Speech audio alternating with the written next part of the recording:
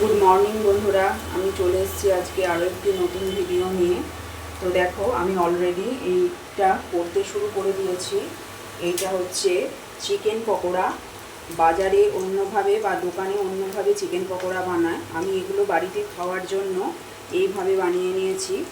এর মধ্যে দিয়েছি এই চামচের পরিমাণে 2 কাপ সুজি, 2 কাপ চালের গুঁড়ো, আর ক্যাপসিকাম কুচো, গ্রেট করা আদা, কাঁচা লঙ্কার কুচো, ক্যাপসিকামের কুচো, এই যে এটাকে পুরোটা পেঁয়াজ কুচো একটা বড় মাখিয়ে নিয়েছি, আর দিয়েছি একটু সয়া সস। আর এই যে পরিমাণ যে চিকেনটা আছে, এই চিকেনটার পরিমাণে আমি ছটা পিসকে চিকেনের 6টা পিসকে আমি গ্রেট করে নিয়েছি মিক্সিতে।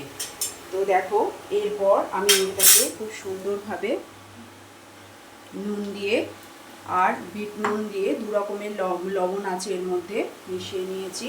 আর এর মধ্যে আছে গোটা জিরে, কালো জিরে, হলুদ গুঁড়ো, আর হচ্ছে খাবার সোডা, আর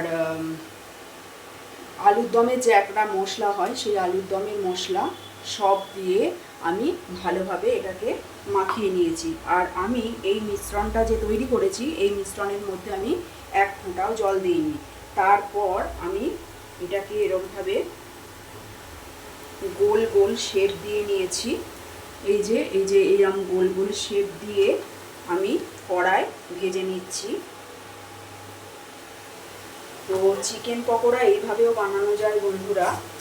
তো আমি এবার একটা একটা করে উল্টে নিচ্ছি। তোমরা দেখতেই পাচ্ছ এগুলো অনেকটা লাল করে ভাজা হয়ে গেছে।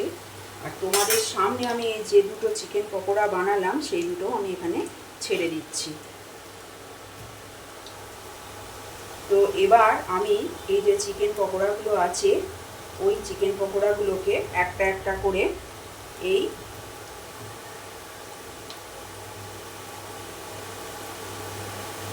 চিমটির সাহায্যে তুলে নেব। বাকিগুলোও দিয়ে নিচ্ছি বন্ধুরা। দেখো, এই যে দিয়ে নিলাম। এইবার এই পকোড়াগুলোকে আমি চিমটের সাহায্যে তুলে নেব। দেখো কি সুন্দর লাল লাল করে ভাজা হয়ে গেছে। আর এর ওপরে আমি চাট মশলা আর টমেটোর সস দিয়ে আর বিট নুন দিয়ে আমি সার্ভ করে নেব।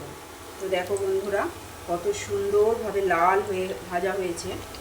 এই যে, তো এইবার আমি এখানে একটা একটা করে সব তুলে নিচ্ছি।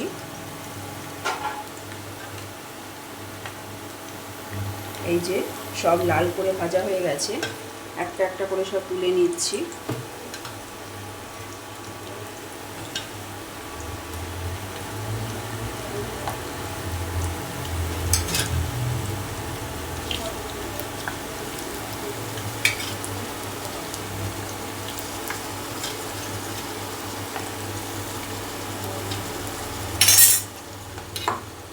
তো বন্ধুরা দেখো, আমি সব একটা করে ভেজে তুলে নিয়েছি। এখন আমি এই পকোড়াগুলির মধ্যে একটু বিট নুন আর চাট মশলা দিয়ে পরিবেশন করে দেব। তো আমার এই ভিডিওটা যদি তোমাদের ভালো লাগে, তাহলে তোমরা অবশ্যই লাইক, কমেন্ট, শেয়ার এবং সাবস্ক্রাইব করে আমার পাশে থাকবে। আর পাশে থাকা বেল আইকনটাকে প্রেস করে দেবে, যাতে অল নোটিফিকেশানগুলো তোমরা পেয়ে যেতে পারো।